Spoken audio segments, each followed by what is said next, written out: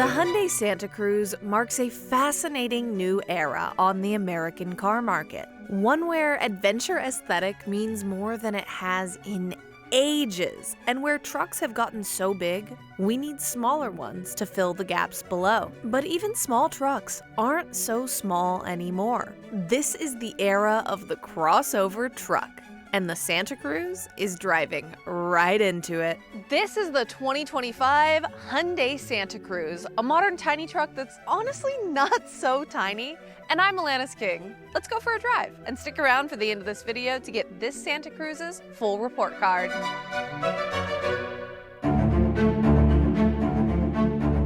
The Santa Cruz appeared as a concept vehicle in 2015, and Hyundai actually called it a crossover truck at the time. Hyundai said the truck was for urban adventurer millennial lifestyles, and this is a huge trend in the modern American car market, designing mid-size vehicles that make younger buyers feel adventurous and outdoorsy, even when they spend most of their time driving those vehicles to office jobs. That's exactly how the Santa Cruz was advertised. It was a product made not exclusively for its use case, but for how it makes people feel about its use case. The production Santa Cruz debuted in 2021 for the 2022 model year. And while it had a similar shape to the concept car, it had a fully new design language. It also left behind one of my favorite features of the concept: coach doors. That would have rocked.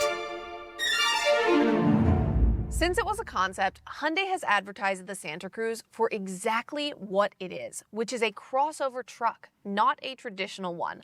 The production Santa Cruz is based on the Tucson SUV, and it's even categorized as an SUV on Hyundai America's website because Hyundai has no other trucks with beds.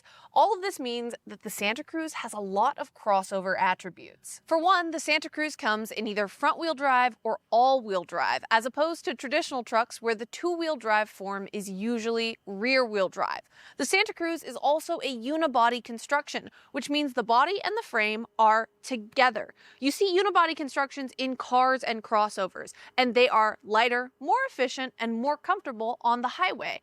But they do not have a bunch of flexibility for things like off-roading and towing. A body-on-frame construction is a more truck-like setup, and they have that flexibility, but they're usually less comfortable and less efficient. The Santa Cruz is part of a growing trend in the car market, especially since 2020, and that trend is getting out into the world. Especially in America in 2020, everyone ran out to buy cars because they wanted to get out of the city and they wanted to get out of their homes, and that has led to this growing market of adventure vehicles. Back in the day, if you wanted to go off-road, you pretty much got a Jeep Wrangler, or even further back in the day, you got an old Ford Bronco. But these days, there are all kinds of lower-level off-roaders, often based on unibody construction. Some examples of this are the Honda Passport Trailsport or the Ford Bronco Sport Sasquatch. And you can see in the styling of these vehicles the need to get outside and do things. Even on this Santa Cruz, you have exposed front recovery hooks that you can use to get yourself out of a bind if you get stuck, even if you never take this car off-road. Another trend the Santa Cruz participates in is the modern tiny truck trend. Vehicles, especially in America, continue to get bigger. So we have some new entrants on the market, like the Ford Maverick and Hyundai Santa Cruz, that offer a smaller alternative to the modern American truck. But because trucks are so big these days, this truck is literally just the size of a normal-sized truck from 30 years ago. It's not tiny.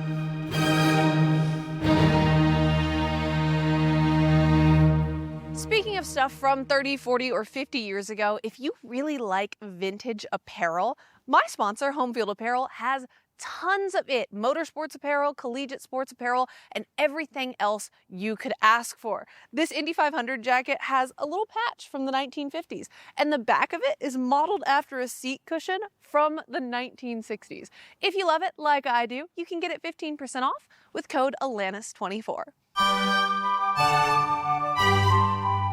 In America in 2025, you can spec the Santa Cruz in 5 trims: the SE, SEL, SEL Activity, XRT, and Limited. The SE, SEL, and SEL Activity all have that 191 horsepower engine. Then, the top two trims, the XRT and Limited, get 281 horsepower and all-wheel drive as standard.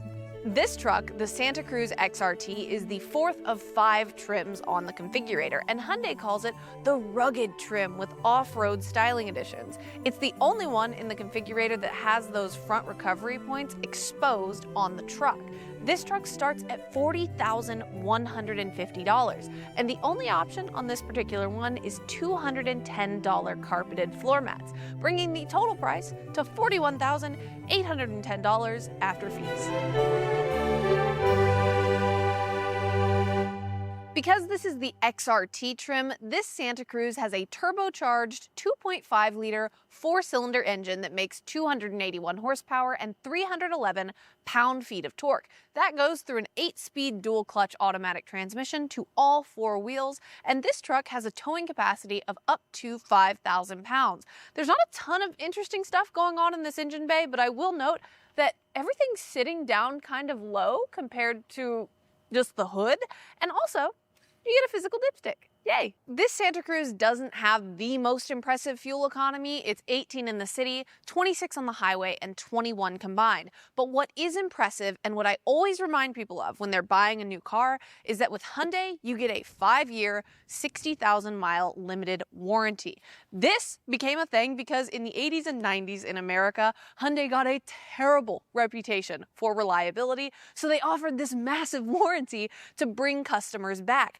And now, people just buy Hyundais anyway, so you get the perk of having this longer warranty compared to the normal 3-year, 36,000-mile that a lot of other automakers offer. I'm actually surprised more automakers haven't extended their warranties to compete with Hyundais, but it is a nice perk if you want a Santa Cruz. Welcome to the best part of any car review, which is how many Atlantises can fit in this Hyundai Santa Cruz's truck bed. This tailgate has a nice soft opening, but it is a little heavy.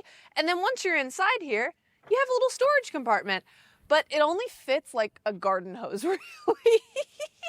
But how many Atlantises does it fit? That is the question. Now, something I found really interesting when I used this truck bed for the first time the other day was that it's actually a lot shorter than I imagined it to be in my mind. So you're gonna have to fit an Atlantis sitting up right here, and I think if you squeeze, you can fit 3 across. So it's only 3, which is smaller than you would think.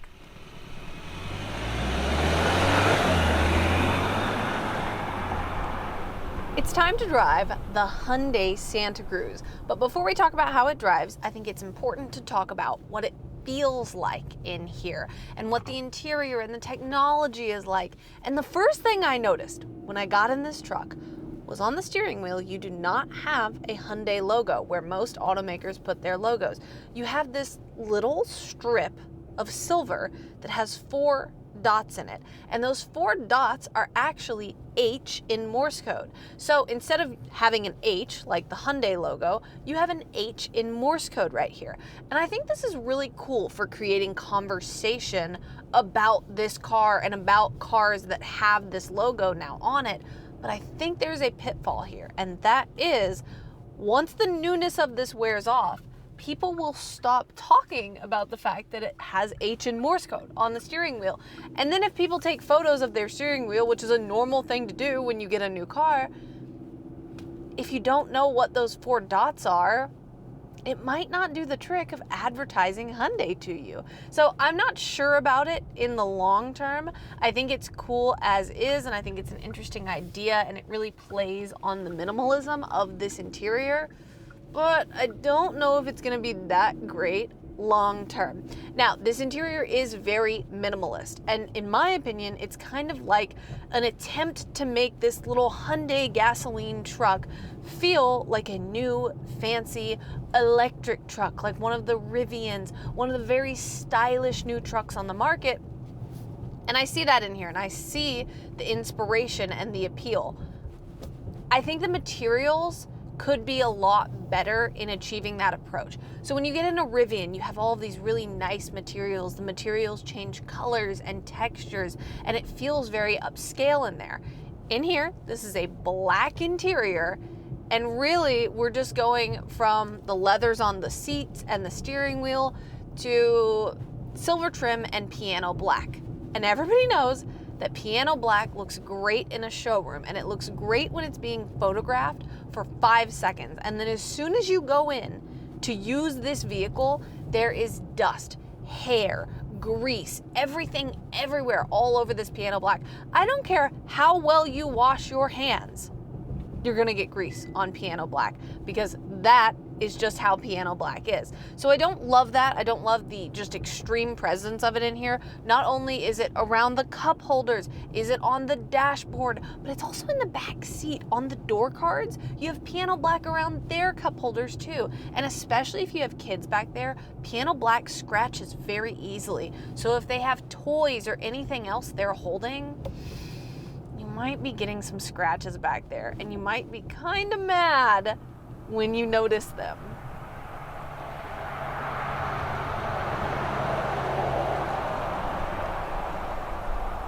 Something a lot of automakers are doing in modern cars that I really like is putting a storage shelf on the dashboard in the passenger side, because so often when you have just no shelf there, you just have a dashboard, it's wasted space that you could be using to put something there. It's great for your phone or a little wallet or anything like that, and I really like that it's there. Another thing I do like about the interior of this truck is that it has a really, really long screen in front of me. So I have a digital driver instrument cluster and I have a digital touch screen infotainment screen, and they are behind one long piece of glass. I think it looks very nice. The one caveat I will say about this is that if you have someone who just really stares at your vehicle, they will notice that behind that long piece of glass, you actually have two embeds for the screen. So you have a driver instrument cluster embed and you have an infotainment screen embed. And you're not really gonna notice that it's two screens under a piece of glass, but if you're picky, you might. When I first got this Santa Cruz dropped off at my house, I got inside and I actually wasn't super blown away by the interior. So a thing I like to do when I'm doing these videos is I don't write a script until after I've already gotten in the car and guessed what the price is. Sometimes you can't help it, you just know the MSRP of a car because you've seen it online and things like that, but you can take $10,000 swings if you don't know the price of a car because you haven't researched it. So I like to get in the car, see what it feels like inside, guess the price, and then look at the price and see if the price is higher or lower. When I got in this truck specifically, in this trim specifically, I was like, you know, this feels like a $35,000 interior. And then I looked at the sheet and it said $42,000, and I was like, oh, wow, that's a lot of money. But I do think that I was initially underwhelmed by this interior because of the color. So there isn't a lot of contrasting color in here. You have black leather. You don't have contrast stitching anywhere. You don't really have any contrast at all. So everything kind of blends together. And the more time you spend in this car, the more you go, oh, these materials are pretty nice. They feel nice. I can see how this is $42,000, but my eye wasn't super wowed by it when I first got in. It just wasn't strikingly beautiful, and it didn't bring my eye around the interior. It was kind of just a gaping black hole in here, which is fine, but it is going to make people think it's a little bit less expensive upon their first glance at it. If you have rear passengers, they are not going to mind riding in this truck because there's actually quite a bit of room back there. I'm 5'8.5" and I have inches of leg room. With my seat where I have it, which is admittedly kind of close to the wheel, I had so much leg room. With someone sitting further back, I probably still have 6 inches of leg room back there. It is honestly pretty roomy in a way that I did not expect. And you know, thinking about it, I expected the bed of this truck to be bigger, but the back seat is pretty big. So I do think maybe some of that legroom takes away some of the truck bed space. But honestly, if you're in this truck, if you buy this instead of a more traditional truck, you're probably going to have passengers more often than you have massive cargo back there. So I do think it is kind of the best of both worlds in that way.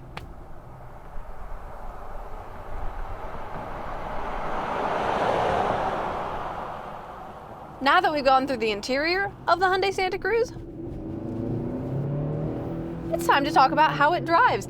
And honestly, this is not a slow truck. It's kind of fun and a little bit quick. You know, it has almost 300 horsepower.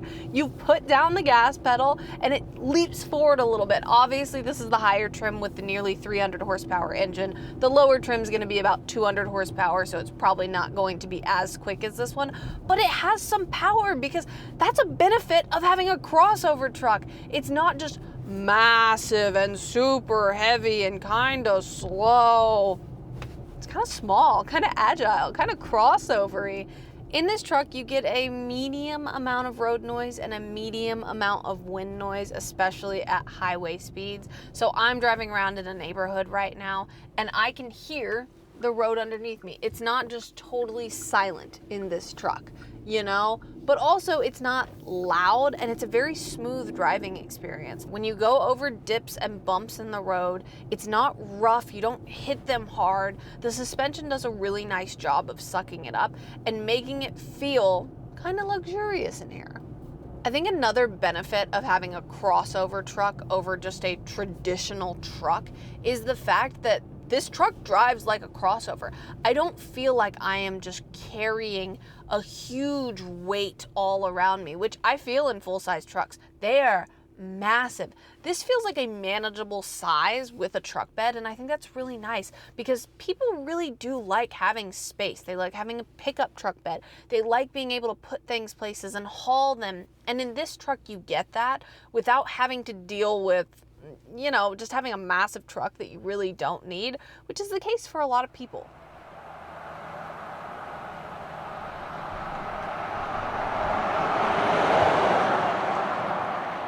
This is a logical vehicle, and I really do understand the appeal of it because I live in Texas, and so often, every day of my life, I drive down the road and I see massive trucks. When I was in high school, everyone had the biggest truck you could ever imagine, and all I thought was, what are you gonna do with that? You don't need that. You're not working on anything. You're not hauling anything anywhere. You're just getting a truck for the sake of having a truck. And I do think crossover trucks have a place because they're not trucks for the sake of being trucks. They're usable, honestly. And they're in this more compact package that allows you to haul things and have a crossover-like vehicle that you can just take around and be comfortable in. And it's not that body-on-frame roughness that you would need for a full-size truck. I understand where automakers are going with this adventure vehicle trend. And I think the result of it is really cool because you get all kinds of vehicles that you can choose from that are super capable. If you look at the Hyundai Santa Cruz, you get a truck bed. I went and picked up a massive mirror and bookshelf the other day, put it in the bed of this truck, and took it home. Those things would not have fit in an SUV. They would not have fit in a crossover. They certainly wouldn't have fit in any of the cars I own, which are Miata.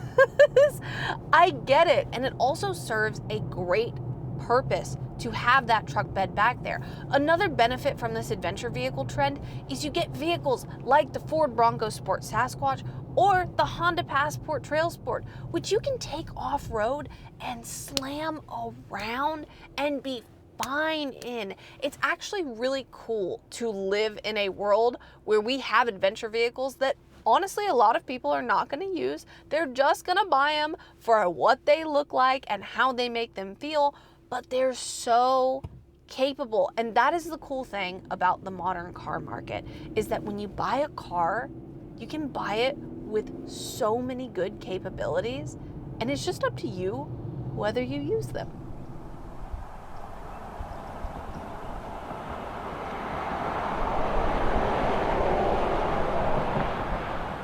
Now that we've driven the 2025 Hyundai Santa Cruz, it's time to give it a grade. Welcome to Alanis's report card.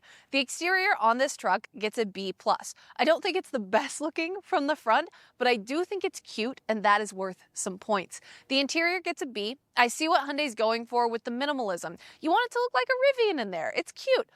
But I think some of the materials aren't quite up to par, like the piano black that's everywhere. It's just not the best look. The performance also gets a B+. The truck is decently fast and it's comfortable, but The truck bed is just not as big as I expected it to be.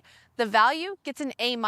I really like a $28,000 starting price for this truck, but when I got in this one, which the sticker price is about $42,000 on it, I thought it was maybe $35,000 to $37,000, so it just wasn't quite there with my expectations.